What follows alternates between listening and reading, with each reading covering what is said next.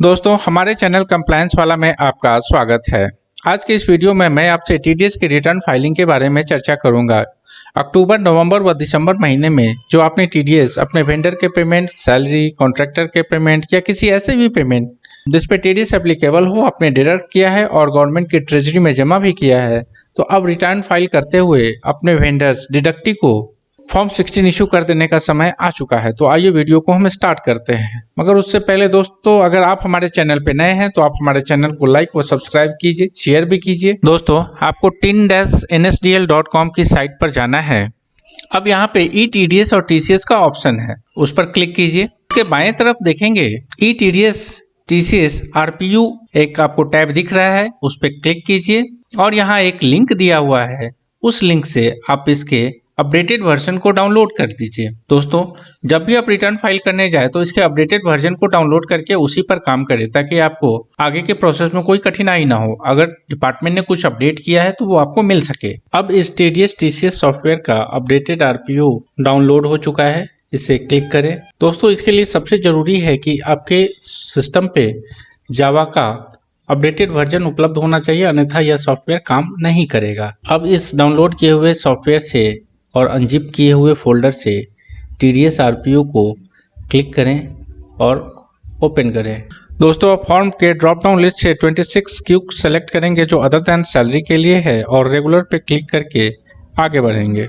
इस फॉर्म के सबसे ऊपर में आप देख सकते हैं फॉर्म नंबर 26 क्यू के बाद कुछ सेक्शंस है जिसके अंतर्गत इस फॉर्म को फिलअप किया जा सकता है एवं TDS रिटर्न फाइल किया जा सकता है। और इसमें कुछ टैब है जैसे फॉर्म, चालान, एनेक्जस, डिटेक्टिव डिटेल्स का और अदर सर्विसेज ऑफ टिन, ये है। हमें इसमें से फॉर्म, चालान और डिडक्टिव डिटेल्स वाले कॉलम को फिलअप करना है और प्रोसीड करना है। अब फॉर्म्स में भी 3 सेक्शन है जिसमें पार्टिकुलर ऑफ स्टेटमेंट्स है, पार्टिकुलर्स ऑफ डिडक्टर्स, एम्प्लॉयर मतलब जिस कंपनी, जिस ऑर्गेनाइजेशन TDS काट रही है उसका डिटेल डालना है। और इसके तीसरे सेक्शन में जो पर्सन रिस्पॉन्सिबल है TDS काटने एवं गवर्नमेंट ट्रेजरी में जमा करने हैं, तो मतलब इस काम के लिए जिसे कंपनी के द्वारा ऑथराइज किया गया है उसका डिटेल्स डालना है। दोस्तों यहाँ पर एक महत्वपूर्ण बात यह है कि आपको पिछले क्वार्टर का जो रिसीट नंबर है, जो एक्नॉलेजमेंट नंबर है, उसे भी यहाँ पे डालना पड़ सकता है। तो इसलिए आप उसकी कॉपी भी सामने में रख ले ताकि TDS के रिटर्न फाइलिंग के दौरान आपको कोई असुविधा ना हो। अब आपको इसके दूसरे टैब चालान में चालान का डिटेल्स डालना है कि वहाँ पे आपने कितना TDS काटा है, उस पर सरचार्ज, एजुकेशन सेस, इंटरेस्ट इत्यादि कितना था और जो आपने चालान के माध्यम से जमा किया है। दोस्तों यहाँ आपको BSR code, receipt number, dates इत्यादि आपको चालान पे जो लिखा हुआ है वही आपको सही सही यहाँ पे फीड करना है। Mode of deposit through book adjustment में आपको नो सेलेक्ट करना है, क्योंकि हम बैंक से पेमेंट कर रहे हैं, बैंक चालान के माध्यम से पेमेंट कर रहे हैं, इसलिए यह कॉलम नो सिलेक्शन में जाएगा।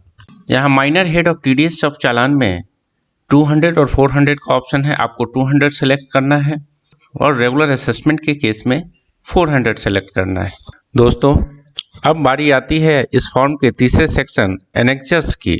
इस रिटर्न में जितने भी चालान का डिटेल्स हम डाल रहे हैं और प्रति चालान कितने नंबर्स ऑफ पैन होंगे उसका डिटेल्स यहाँ पे डालना है। उतने ही नंबर ऑफ पैन का रॉ इनेबल कर दिया जाएगा जिससे आप डिडक्टिव का डिटेल्स डाल सकें।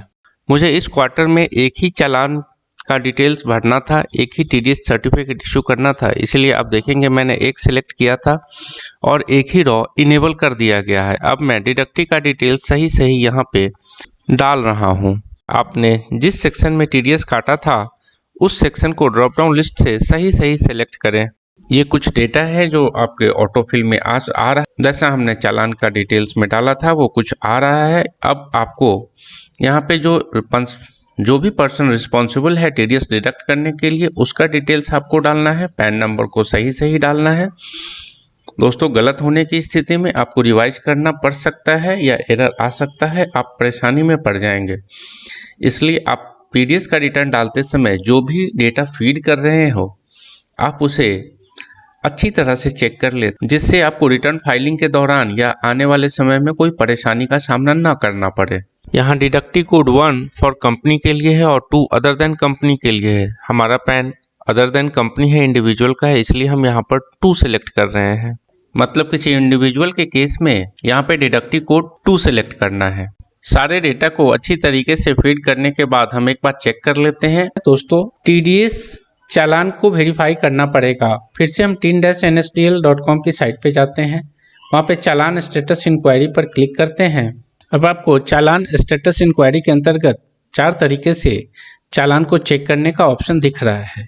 इसमें हम टैन बेस व्यूज पे जाएंगे जो टैक्स पेयर्स के लिए है। दोस्तों आप चाहें तो CIN नंबर के द्वारा भी चेक कर सकते हैं, परंतु यहाँ मैं टैन नंबर के द्वारा ही चेक करूंगा। टैन नंबर डालेंगे और पीरियड को सेलेक्ट करते हैं। दोस्तों पीरियड सेलेक्ट करने के बाद जो इमेज दिखाई दे रहा है उस इमेज अर्थात कैप्चा कोड को डालेंगे और व्यू चालान डिटेल्स पर क्लिक करते हैं। इसके बाद दोस्तों आपको उस पीरियड से जितना भी चालान आपने सबमिट किया है, सरकार के अकाउंट में डाला है, वो आपको दिख रहा है। आप रिलेवेंट चालान के सामने उसको टिक करते हुए और उसका अमाउंट लिखें। अमाउंट लिखने के बाद आप इसे डाउनलोड करके सेव कर लें। चालान का ये डेटा जो हमने CSI फाइल के रूप में सेव किया है, इसे हमें रिटर्न प्रिपरेशन यूटिलिटी के फॉर्म्स में अपलोड करना होगा। अब आपको RPU पर फिर से क्लिक करके फाइल्स में जाएं। फाइल्स के सबसे नीचे में दोस्तों आपको क्रिएट फाइल का एक ऑप्शन दिखता है, वहाँ पर क्लिक करें। अब यहाँ जो बॉक्स खुलकर आता है, इसके सबसे ऊपर वाले भाग में जो ब्राउज करें और जो CSI फाइल आपने चालान का डिटेल्स का सेव किया था उसे अपलोड करेंगे। दूसरे पार्ट में फिर से ब्राउज करेंगे और जिस लोकेशन पे हमें अपने FUB फाइल को सेव करना है उस लोकेशन को सेलेक्ट करेंगे। दोस्तों यहाँ ध्यान रखना है कि पहले वाले ब्राउज ऑप्शन से हमें CSI फाइल, चालान का CSI फाइल जो हमने बनाया था उसे अपलोड करना है और दूसरे वाले ब्राउज ऑप्शन से हमें FUB फाइल जो जनरेट होगा उसे सेव करने का लोकेशन देना है। अब आप वैलिडेट ऑप्शन पर क्लिक कीजिए और इस तरह से आपका FUB फाइल जनरेट हो चुका है। मतलब TDS रिटर्न फाइलिंग का एक प्रोसेस हम कंप्लीट कर चुके हैं। इस FUB फाइल को कहीं पर सेव कर लें। इससे दोस्तों आपको FUB फाइल के साथ एक PDF भी जनरेट होता है। उस PDF को जब आप क्लिक करेंगे तो फॉर्म नंबर 27A यहाँ आपको देखने को मिल रहा है।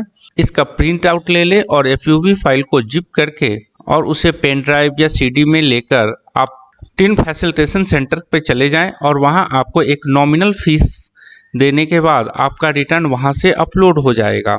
अगर आप इसके आगे का प्रोसेस खुद से करना चाहते हैं, आप इस टिन फैसिलिटेशन सेंटर पे नहीं जाना चाहते हैं, तो इसके लिए आपको आगे का प्रोसेस ध्यानपूर्वक देखना चाहिए। अगर आप खुद से TDS की रिटर्न को अपलोड करना चाहते हैं दोस्तों, तो इसके लिए जो भी ऑथराइज सिग्नेटरी आपने अपने FUB फाइल बनाते समय डाला था उनका डिजिटल सिग्नेचर होना अनिवार्य है। यह डिजिटल सिग्नेचर पहले क्लास 2 में होता था, मगर अब 1 जनवरी से वो क्लास 3 में हो जाएगा।